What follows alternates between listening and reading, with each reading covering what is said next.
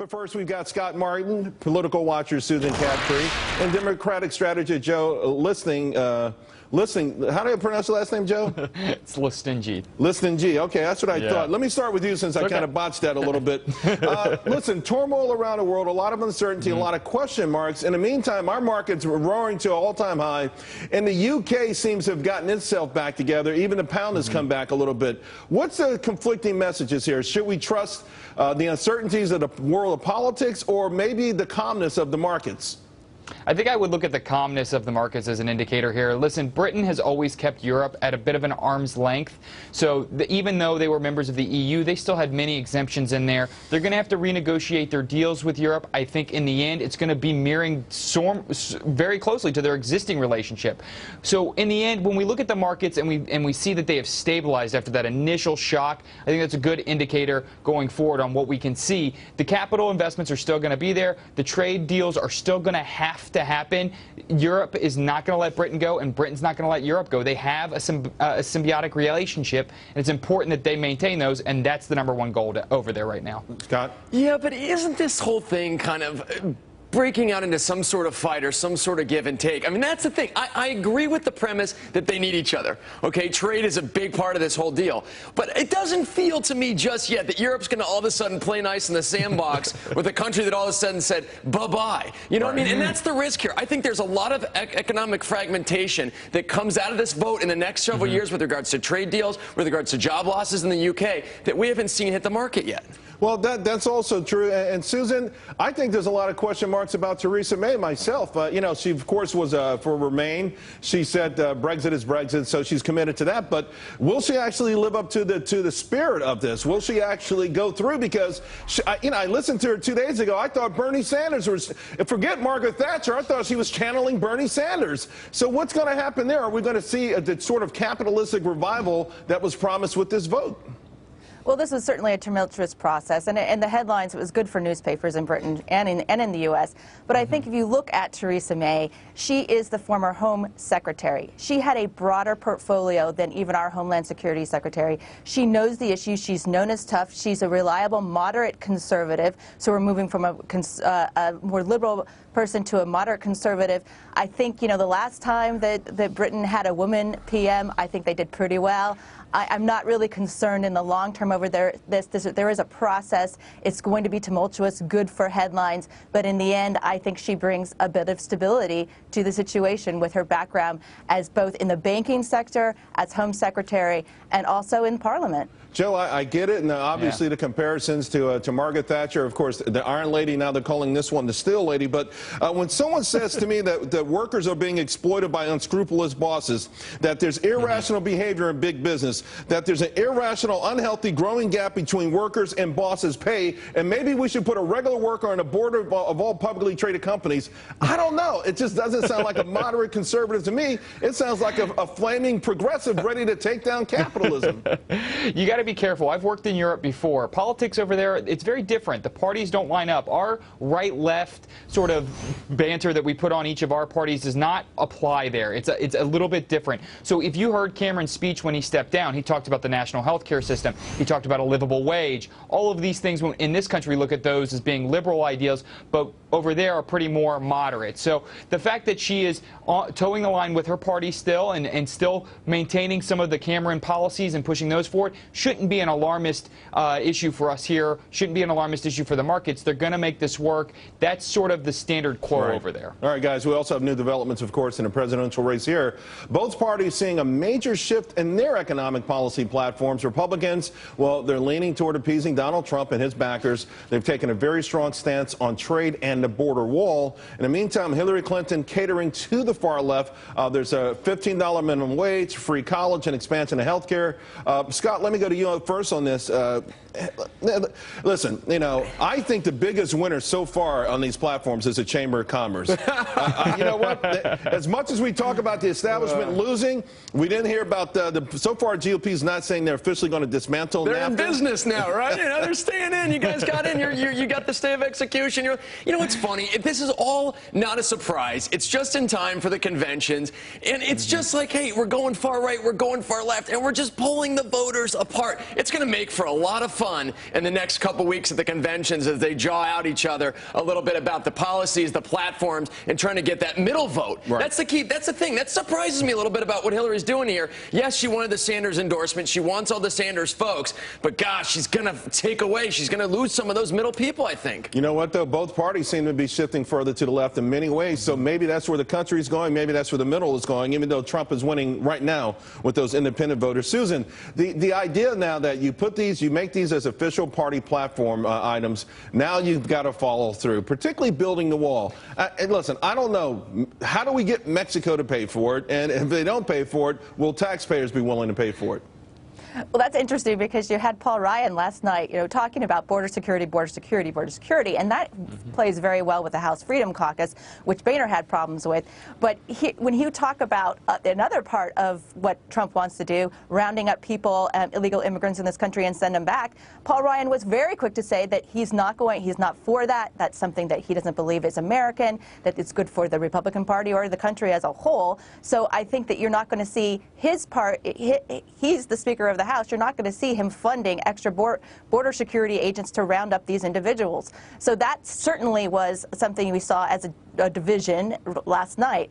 On the Clinton side, this is almost ridiculous. You have her moving so far to the left that she's actually, now her positions are going to become more concrete. It's going to be far more difficult for her to go ahead and start moving to approve TPP if she becomes president after she has committed so far on the situation now. And on health care, she's okay with the health care situation. That's fine with the platform. She's copacetic with that. After all, in '94, she was the one who started the whole reforming health care issue. I got to say one thing, though, Susan. Usually it's my man Scott who comes up with the 1970s cool words that we haven't used in a while, copacetic. So I'll give you. Well, let's say Hillary's not down with TPP. How about that, Charles? Let's go back to the 90s today. Yeah, Joe, real quick.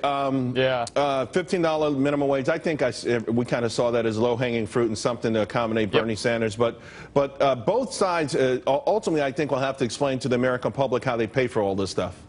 Yeah, absolutely. So listen, when we talk about party platforms, this is always the discussion around the conventions, because the party platforms is like, this is the only time we actually get to see that sausage-making process, and it's never pretty. But I actually think this year for the election cycle, we're looking at a little bit more of a base election, not a fight over this squishy middle.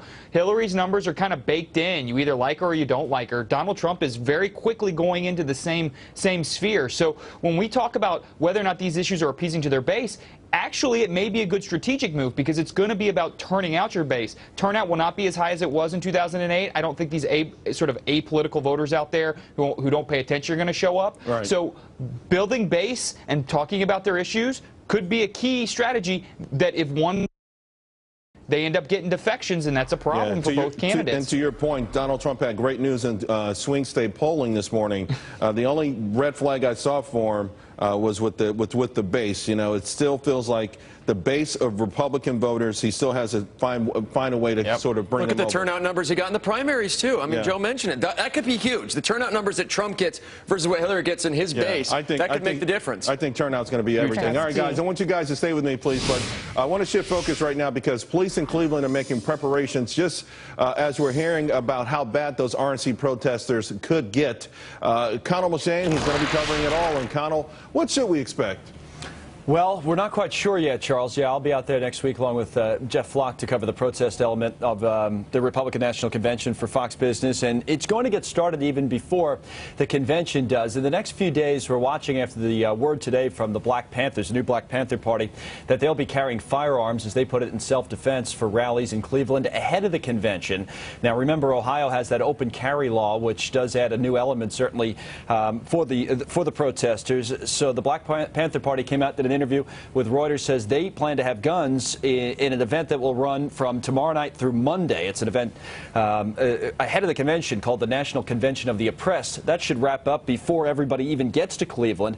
And then next week we have all kinds of different elements mixing together with this open carry law in the state of Ohio, which adds something new. Now, in the Donald Trump protests in the past, we're showing a video from California, and we've seen it in many places around the country. I know I was in San Francisco with him when things got a little bit ugly out by the airport at the state party convention, and there have been other elements, other incidents, many of them in the state of California. You're looking at some of the worst of it here in Costa Mesa on the 28th of April, which was the night before that state convention. We've seen the anti-Trump protesters out. What will be different, Charles, this time, you'll combine that with pro-Trump protesters who have said that they will be in Cleveland throughout the week to make their presence known, and an open carry law, as I said, definitely adds a new element. So how do those elements mix? There's a 1.7 square mile protest zone that's being set up in Cleveland, and the police have said, Charles, that they will lay low. It may be going a little bit too far, but look more for kind of the golf shirts and the bicycles rather than the riot gear. They don't want to look too militarized, and there have been questions about how well they are prepared on the ground. So we'll see when we get there next week. All right, Connell, thank you very much. Appreciate it, man. Well, we've got new developments in Trump's search for a running mate right now. Donald Trump is meeting with Newt Gingrich. Governor Mike Pence and Chris Christie also, of course, have held meetings with Donald Trump. And Susan, I want to go to you on this. We heard not long ago Donald Trump saying that Newt Gingrich would have a role in his administration, although felt at that time he was ruling him out as a potential running mate. Now it feels like maybe because of everything that's gone on, he's reconsidering Newt again. Well, he said yesterday that he wanted somebody who was a bulldog, a real, tough person.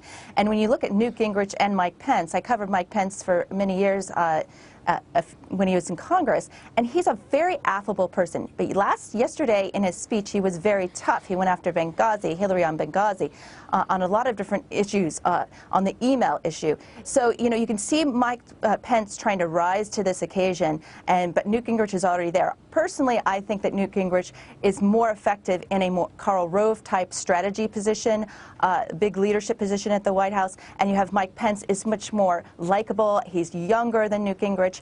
He's just definitely a great communicator. He's a former radio personality before he came to Congress, so he has a really good relationship with the press, which could help Donald Trump as well. So those are the key factors I think he's looking at. And we just, before we spoke with Connell, Joe, we were talking about the Republican Party itself and certain elements of the Republican Party that still haven't bought in. They're not never Trump, but they still don't have that sort of conviction. And many think that Mike Pence may bring some of the Midwest with him, along with some of those other constituents, those key voting constituents. Yeah, and even in his home state of Indiana, there's been a big shakeup that Evan Bayh announced that he's running for the U.S. Senate there, which has made that race even more competitive and makes Indiana a target for possibly both parties, which then having the governor on your ticket is a big dam, hopefully, to stop any bleeding there for Republicans. Pence is sort of what Donald Trump said he needed. He said, sort of, if he self-diagnosed and provided his own prescription, Pence fits that mold. When we look at Gingrich and we look at Christie, those are two different types of personalities. I agree with Susan. Gingrich would be probably much better as a chief of staff or someone on a more senior level, Karl Rove-esque, whereas Christie is the firecat that might complement him really well. New Jersey's not a state that's in play, but Christie brings this new element, this sort of this executive leadership that comes from this firebrand that fits right into Trump's mold. So when you look at it, it's like, do they complement each other or do they balance each other? And that's a very delicate thing that a vice president's got to do. What do you think? Okay, Scott, I'll ask you later, but we got to go to break in a moment. I want to remind the audience, of course, this is huge. Fox Business, we're going to be all over the convention in Cleveland. We got the speeches, the protests.